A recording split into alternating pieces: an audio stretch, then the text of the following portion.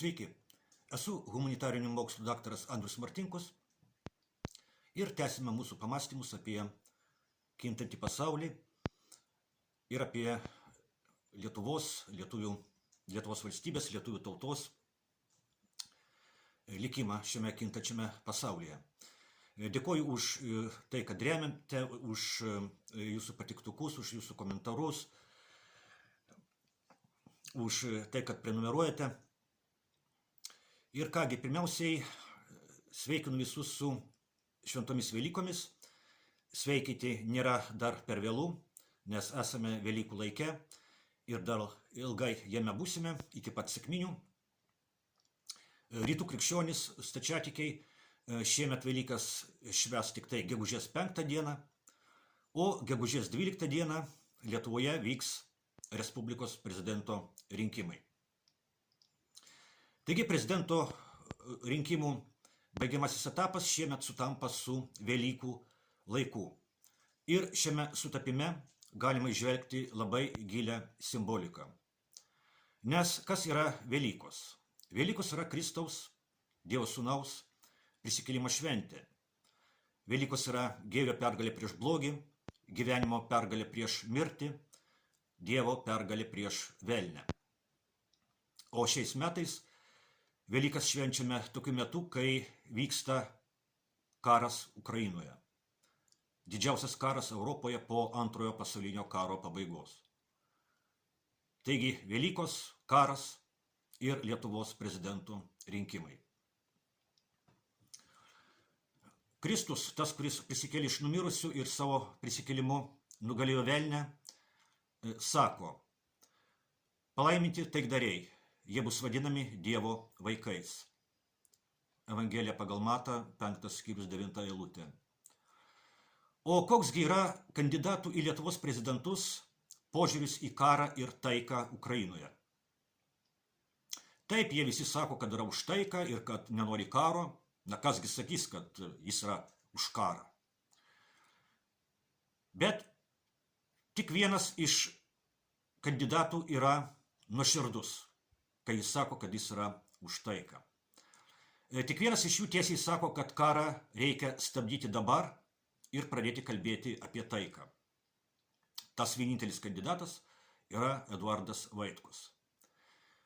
Kiti, sakydami, kad jie irgi už taiką, yra veidmainiai. Nes anot jų kalbėti apie taiką ir siekti taikos dabar negalima. Dabar, pasak jų, reikia kariauti. Kariauti tol, kol Rusija bus nugalėta mūšio lauke. Ir net jei pusė ukrainiečių tame kare žus, vis tiek reikia kariauti. O gal net ir Lietuvos karius pradėti siųsti kariauti į Ukrainą.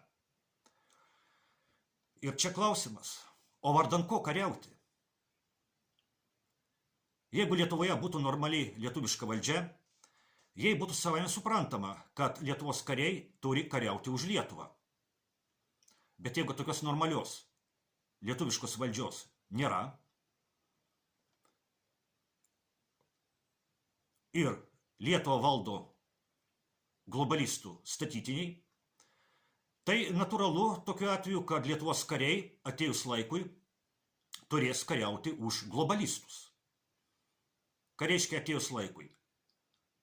Ogi tada, kai ukrainiečiai pasibaigs. O Ukrainai jau dabar trūksta karių. 100 000 žuvo arba yra suluošinti. Milijonai pabėgo nuo karo į kitas šalis ir didžioji jų dauguma niekada nebesugrįš į Ukrainą. Ukraina yra tiesiog naikinama šito karo. Kandidatas į Lietuvos prezidentus Eduardas Vaitkus pasisako už tai, kad šitas naikinimas būtų nedelsiant sustabdytas. Kiti kandidatai į Lietuvos prezidentus pasisako už tai, kad Ukrainos naikinimas būtų tęsiamas tol, kol bus nugalėta Rusija. Taip sako ir dabartinis Lietuvos prezidentas Gitanas Nausėda, ir dabartinė ministrė pirmininkė Ingrida Šimonytė, kurie irgi abu kandidatuoja į prezidentus. Kodėl Nausėdos, Šimonytės ir kitų globalistų statytinių įsitikinimu Ukraina turi būti toliau naikinama tol, kol bus nugalėta Rusija. Kodėl negalima sustabdyti šito naikinimo, nutraukti karinius veiksmus ir pradėti tartis dėl taikos, kaip ir siūlo Eduardas Vaitkus? Tam, kad suprasti Lietuvos valdžios norą žūtbūt tęsti karą Ukrainoje, tol, kol Rusija bus nugalėta mūšio lauke, tam reikia žinoti 3 pagrindinius dalykus. Pirmas dalykas, kurį reikia žinoti, yra tas, kad Lietuvos valdžia nėra savarankiška, o Lietuvos valstybė nėra nepriklausoma valstybė. Lietuvos valdžia tarnauja ne lietuvių tautai, ne Lietuvos nacionaliniams interesams, o aptarnauja savo globalių šeimininkų interesus. Tie globalūs Lietuvos valdžios šeimininkai yra agresyvi globalistų partija, kuri Jungtinėse Amerikos valstijose pirmiausiai siejama su Demokratų partija ir su dabartinio prezidento Joe Bideno administracija. Nors tų agresyvių globalistų esama ir Respublikonų partijoje. Antras dalykas, kurį reikia žinoti, norint suprasti, kodėl Lietuvos valdžia taip nori kariauti Ukrainoje, tol, kol Rusija bus nugalėta mūšio lauke. Antras dalykas slypi čia. Lietuvos režimo propaganda dabar vykstantį karą Ukrainoje vaizduoja kaip Rusijos karą prieš Ukrainą. Rusijos karas prieš Ukrainą. Tačiau tai yra tik dalis tiesos ir negana to, tai yra mažesnioji tiesos dalis. Daug didesnė tiesa apie karą Ukrainoje yra ta, kad Ukrainoje vakarai kariauja su Rusija. Ukrainoje vyksta vakarų karas prieš Rusiją, panaudojant vakarų ginklus ir Ukrainos karius. Ukrainoje vakarai kariauja prieš Rusiją, ukrainiečių karių rankomis. Ir trečias dalykas, kurį reikia žinoti, norint suprasti, kodėl Lietuvos valdžia, kuri yra globalistų statytinių valdžia, kodėl šita valdžia taip nori ir toliau kariauti Ukrainoje.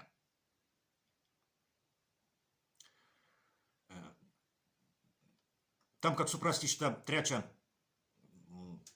priežastį, reikia atsakyti į klausimą, už ką, vardan ko vakarai Ukrainoje kariauja su Rusija. Vardan ko yra naikinama Ukraina. Ir vardan ko galbūt lietuvių kariai bus siunčiami į Ukrainą. Atsakymas į šios klausimus skamba taip. Ukrainoje Jungtinės Amerikos valstijos ir jų sąjungininkai, o tiksliau vasalai, kariauja su Rusija už tos pasaulio tvarkos, kurie atsirado po Tarybų socialistinių respublikų sąjungos žlugimo, išsaugojimą. Ukrainoje Amerika ir jos vasalai kariauja su Rusija už Jungtinių Amerikos valstijų pasaulinę hegemoniją arba pasaulinį viešpatavimą. Ir jei į Ukrainą bus siunčiami Lietuvos kariai, jie ten bus siunčiami, aišku, ne tam, kad gintų Lietuvą, o tam, kad gintų Jungtinių Amerikos valstijų pasaulinę hegemoniją.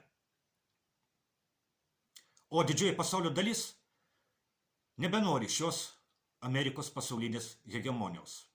Didžiai pasaulio daliai nusibodo Amerikos viešpatavimas pasaulyje.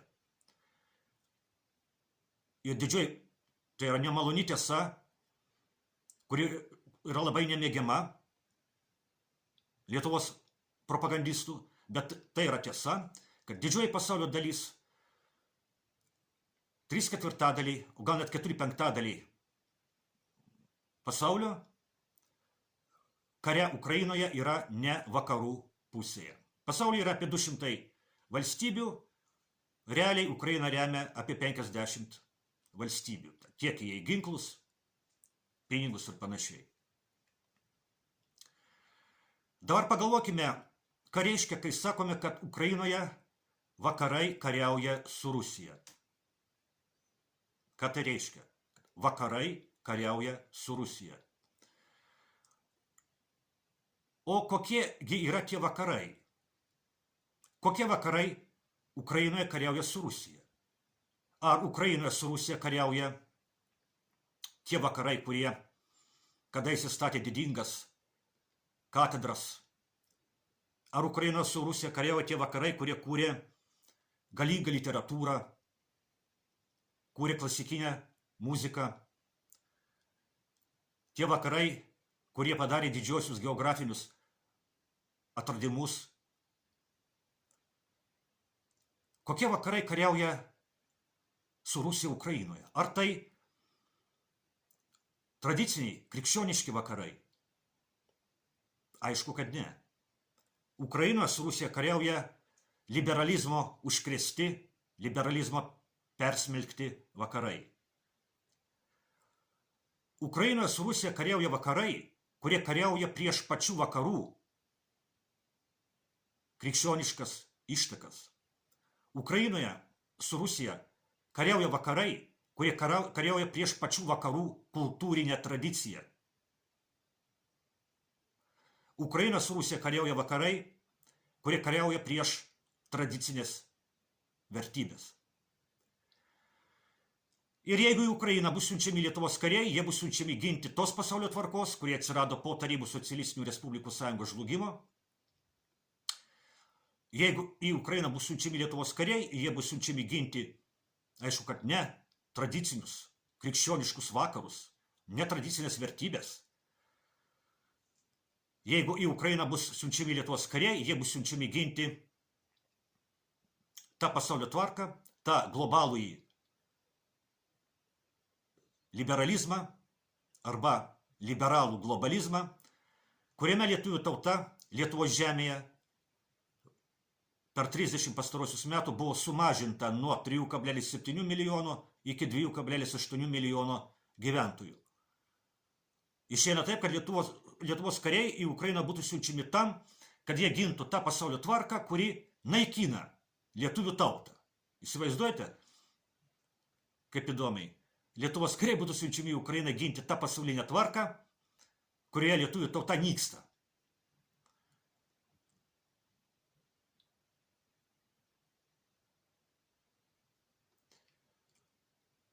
Dabar pažiūrėkime, kas vyksta su Rusijos kultūra Lietuvoje. Šitai kultūrai yra paskelbtas karas. Aišku, tai irgi labai keistas karas ir tai parodo šitos Lietuvą valdančių padugnių šizofrenija, nes viena vertus vyksta kova prieš Rusijos kultūrą, prieš didžiąją Rusijos kultūrą, prieš didžiosios Rusijos kompozitorius, didžiosios Rusijos rašytojus, o greitai Vilniuje nebetaps aišku, ar čia yra Lietuvos sostinė, ar čia yra kažkokios slavų valstybės sostinė. Ir ta kova prieš Rusijos kultūrą taip pat yra kova prieš Europos kultūrą, prieš tikrosios Europos kultūrą, nes Rusijos kultūra yra viena didžiausių Europos tautų kultūrų. Ir tai irgi parodo, kokie vakarai Rusijoje kariauja, kokie vakarai Ukrainoje kariauja su Rusija. Ta kova su Rusijos kultūra yra dar vienas įrodymas to, kad Ukrainoje su Rusija kariauja vakarai, kurie kariauja prieš pačius tradicinius vakarus. Nes dabar išeina taip, kaip ir paradoksas išeina, kad dabar tradicinių vertybių gynėja, tradicinių vakarų vertybių gynėja yra Rusija, o ne tie vakarai liberalūs.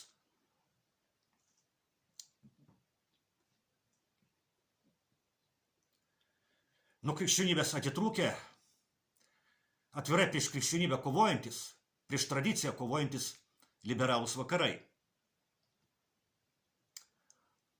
Pasakysiu negražiai, bet teisingai. Jeigu į Ukrainą būtų siunčiami Lietuvos kariai, jie ten būtų siunčiami ginti ne Lietuvą, jie būtų ten siunčiami ginti galimybę organizuoti gėjų paradus Lietuvoje. Taigi, skirtingai nuo kitų kandidatų į Lietuvos prezidentus, Eduardas Vaitkus nenori, kad Lietuva dalyvautų tokiame kare. Jis nori, kad karas Ukrainoje būtų sustabdytas. Jis yra vienintelis toks kandidatas Lietuvoje, bet ne vienintelis Europoje. Prieš kelias dienas Slovakijoje įvyko prezidento rinkimai. Juos laimėjo karo Ukrainoje nutraukimo šalininkas.